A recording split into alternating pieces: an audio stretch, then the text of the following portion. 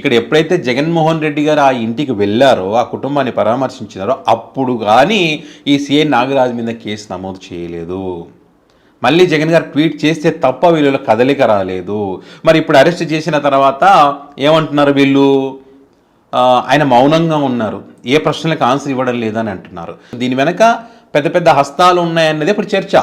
ఈ వ్యక్తి మౌనంగా ఉన్నాడంటే, వాళ్ళ పేర్లు చెప్పకుండా ఉన్నాడంటే ఆఫర్ ఇచ్చారని కూడా చెప్తా ఉన్నారు. నువ్వు ఎవరి పేర్లు చెప్పొద్దు, ఎందుకంటే ఇది ఒక్కడే చేయడానికి అవకాశాలు లేవన్నది ఎవరినైనా చెప్తారు. ఒకరి వల్ల ఇది అయ్యేటువంటి ఛాన్సే లేదు.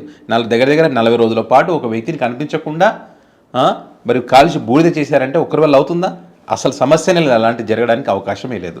సో వీళ్ళు ఇప్పుడు ఏం చేశారంటే, కొత్తగా ఏం చేశారంటే, ఎవరైతే ఈ గాదే సాయి కృష్ణ మరదలు ఉందో ఆమెను ఒక ఆడపిల్ల అని కూడా చూడకుండా ఆమెను ఇందులోకి ఇన్వాల్వ్ చేస్తారు.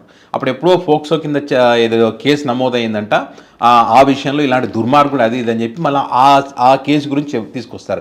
నిజం చెప్పాలంటే లీగల్గా అసలు ఆమెకు వైద్య పరీక్షలు చేసిన తర్వాత అసలు తప్పే లేదు, ఇందులో ఏం జరగలేదు అనేటువంటి నిర్ధారణ మీద కేసును కూడా కొట్టివేయడం జరిగింది. ఈరోజు ఆ మరదలు సాయికృష్ణ మరదలు ఎవరైతే ఉన్నారో, మేమిద్దరం ప్రేమించుకున్నటువంటి మాట వాస్తవము.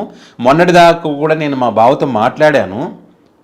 ఇక ఈ గాదే సాయికృష్ణ వల్లే, ఈ కేసు వల్లే మా నాన్న చనిపోయాడు అనేటువంటిది అబద్ధము.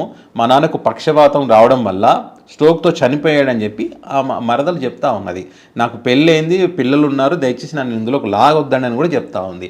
అయినా కూడా ఆ కేసును తీసుకొచ్చి ఇందులో ఇరికించి దీన్ని డైవర్ట్ చేయడం కోసం ప్రయత్నం చేస్తూ ఉన్నారు. సో ఇక్కడ ఈ రిమాండ్ రిపోర్ట్లో ఏవేవో అవసరం లేని మాత్రమే ఈ రిపోర్ట్లో పొందపరచారు. ఎందుకంటే సిట్ అనేది వీళ్ళ చేతిలో ఉంటుంది కాబట్టి ఇక్కడ సిబిఐ విచారణ జరిగితేనే ఇక్కడ వైఎస్ఆర్ కాంగ్రెస్ పార్టీ లేవనెత్తినటువంటి అంశాలు ఏవైతున్నాయో అవన్నీ కూడా బయటికి రావడానికి అవకాశం ఉంటుందని చెప్పి ఇక్కడ ఈరోజు వైసీపీ పార్టీ ఈ నిజాలను బయటపెట్టినటువంటి పరిస్థితి. విజయవాడ సిపి గారిని అడిగినా మాకు తెలియదు అంటారు, హోమ్ మినిస్టర్ గారు మాకు తెలియదు అంటారు, పవన్ కళ్యాణ్ గారు నా హ్యాండ్ ఓవర్ లేదు ఆర్డర్ నా చేతిలో లేదంటారు, సిపిఎన్ గారు ఏమో జగన్మోహన్ రెడ్డి గారు చెప్పేదాకా ఆయనలో కదలిక ఉండదు, యువగలంలో గలం విప్పినటువంటి నారా లోకేష్ గారి గలం కూడా మూతపడింది, ఎవ్వరు మాట్లాడరు. ఎందుకంటే ఈ నిజాలన్నీ బయటకు వస్తే కూటమి కూలిపోయేటువంటి పరిస్థితి ఉంది. కాబట్టి వైఎస్ఆర్ కాంగ్రెస్ పార్టీ మాత్రం ఎట్టి పరిస్థితుల్లో వీటిని వదిలిపెట్టే అవకాశం లేదు. ఖచ్చితంగా ఎంత దూరం వెళ్ళాలో అంత దూరం వెళ్తాం.